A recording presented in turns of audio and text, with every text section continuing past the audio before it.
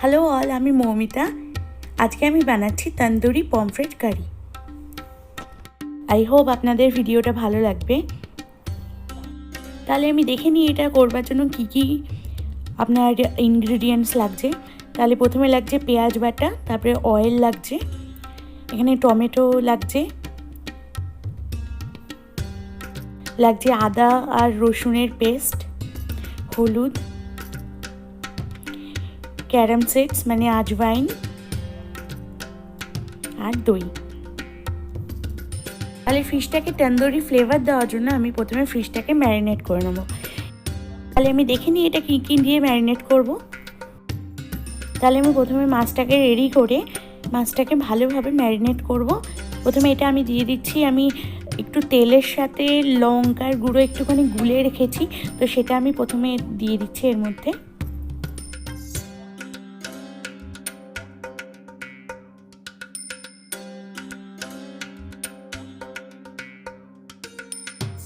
এরপর আমি দিয়ে দিচ্ছি জিঞ্জার গার্লিক পেস্ট,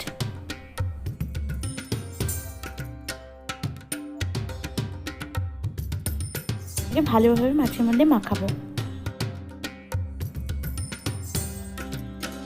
প্রসেসটা আমি ভিডিওতে দেখাইনি, বাট দেখুন আমি মাছটা মধ্যিখান থেকে দুভাগে এরকমভাবে কেটে নিয়েছি যাতে মাছের মধ্যে ফ্লেভারগুলো যায়। জাস্ট চিড়ে নিতে হবে। আমি প্রথমে দিয়ে দিচ্ছি, তারপরে লেবুটা ভালোভাবে এর মধ্যে স্কুইজ করে এর মধ্যে ভালোভাবে মাখাতে হবে যাতে লেবুর ফ্লেভারটা এর মধ্যে যায়, তাহলে খুব সুন্দর খেতে লাগবে, টক টক ফ্লেভারটা আসবে। এরপর আমি দিয়ে দিচ্ছি নুন,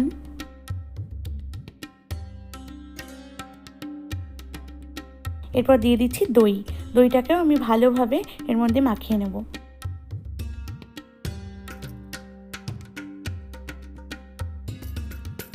আমি দিয়ে দিচ্ছি আজওয়াইন। আমি এই রেসিপিটা অনেকবারই ইউজ করব, বিকজ পমফ্রেট মাছের সাথে আজওয়াইনের একটা খুব সুন্দর ফ্লেভার যায়, তার জন্য আমি আজওয়াইনটা ইউজ করছি এখানে। এটাকে ম্যারিনেট হতে দেবো ফর 1 to 2 আওয়ার্স। এখানে আমি তন্দুরি বানানোর জন্য ওভেন ইউজ করব না, এখানে আমি তাওয়ার মধ্যেই এটাকে তন্দুরি করব। তো তাওয়ার মধ্যে আমি অয়েল দিয়ে দিচ্ছি, অয়েল স্প্রে করছি। এরপর অয়েলটা গরম হয়ে গেলে মাছগুলোকে একে একে দিয়ে দেবো।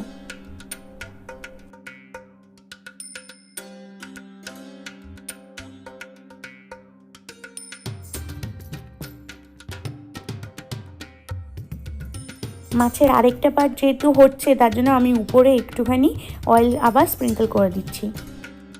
টঙের সাহায্যে মাছটাকে উল্টে দিচ্ছি। এখানে একদম আপনি ঘাবড়াবেন না যদি মাছ থেকে অল্প একটু ছাল উঠে যায়, তো এটা হতেই পারে।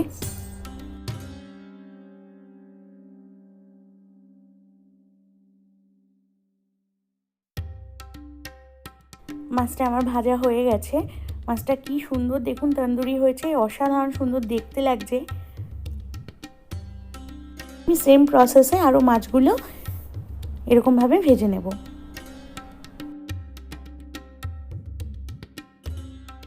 আমার ফিশ তন্দুরি হয়ে গেছে, দেখুন কত সুন্দর দেখতে লাগছে, দারুণ খেতেও হয়েছে।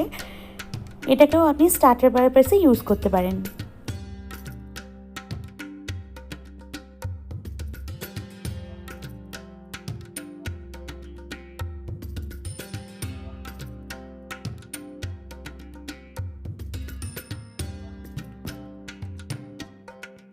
তাহলে এবারে কারি করবার জন্য আমি একটা প্যানের মধ্যে তেল দিয়ে নিলাম। তেলটা গরম হলে আমি এর মধ্যে দিয়ে দেবো জোয়ান। আমি বলেইছিলাম আমি অনেক জায়গায় জোয়ান ইউজ করব, বাট একটু দেখে ইউজ করবেন। জোয়ান অতিরিক্ত বেশি হয়ে গেলে কিন্তু তিতা হয়ে যেতে পারে, তার জন্য ঠিকঠাক মতো করে জোয়ানের পরিমাণটা দেবেন। এরপর আমি দিয়ে দিচ্ছি অনিয়ন পেস্ট,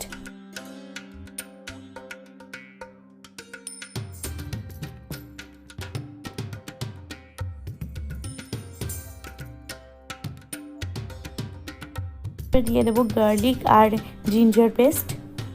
ভালোভাবে মশলাটাকে আমি কষিয়ে নেব।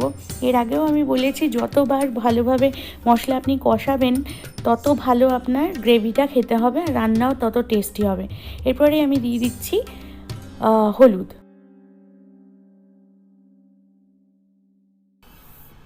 মশলাটাকে ভালোভাবে নাড়িয়ে চাড়িয়ে নিচ্ছি। এবারে এর মধ্যে দিয়ে দিচ্ছি টমেটো পেস্ট। মাছের আমরা নানা রকমের পদ খাই বা মাংসের নানান রকমের পদ খাই, কিন্তু এটা একটু আলাদা টাইপের হবে। টমেটো পেস্টটা আরেকটু দিচ্ছি আমি। অসাধারণ combination with gravy with tandoori, দারুণ কম্বিনেশন হবে। এবারে আমি দিয়ে দিলাম নুন।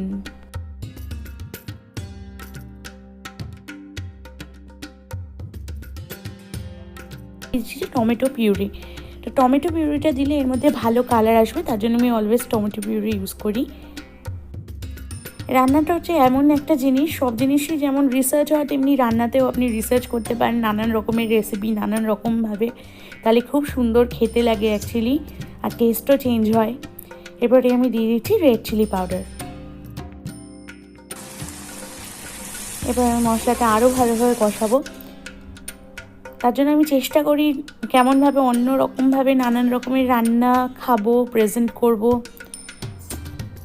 দারুণ লাগে এতে অ্যাকচুয়ালি। এবার আমি দিয়ে দিলাম একটু জল।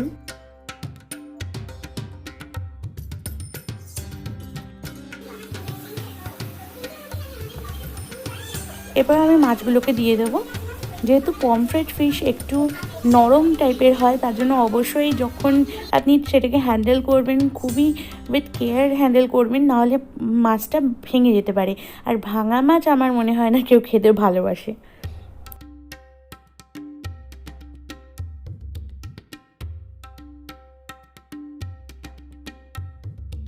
তারপর আমি কিছুক্ষণের জন্য এটাকে কুক হতে দেবো।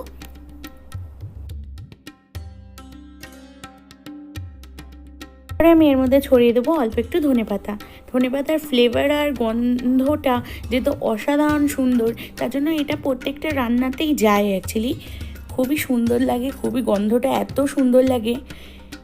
এরপর আমি এটাকে ঢেকে দিচ্ছি ফর 1 মিনিট। আফটার 1 মিনিটে আমি খুলে দেখছি, দেখুন মাছটা কত সুন্দর সেদ্ধ হয়ে গেছে আর দারুণ দেখতে লাগছে, ঝোলটা দারুণ খেতে হবে। রেডি হয়ে গেল অসম্ভব সুন্দর একটা ডিশ, অসাধারণ সুন্দর দেখতে লাগছে আর দারুণ ফ্লেভার বেরোচ্ছে। একটা আজওয়াইনের গন্ধ, ধনেপাতার গন্ধ আর তন্দুরির যে একটা ফ্লেভার আছে, স্মোকি ফ্লেভার আছে, সেটা অসাধারণ সুন্দর লাগছে। তাহলে বাড়িতে বানিয়ে ফেলুন, আর দেরি করছেন কেন? দুর্ধর্ষ একটা ডিশ, অসাধারণ সুন্দর। আমি নিজে খেয়ে এটাকে দেখেছি, তারপরে আমি অ্যাকচুয়ালি ভিডিওটা শেয়ার করছি। তো অবশ্যই বানিয়ে ফেলুন, এটা খুবই ইন্টারেস্টিং একটা মানে ফ্লেভার অ্যাকচুয়ালি। তাহলে thank you for watching my videos, don't forget to subscribe, comments and like my videos. Thanks for your support.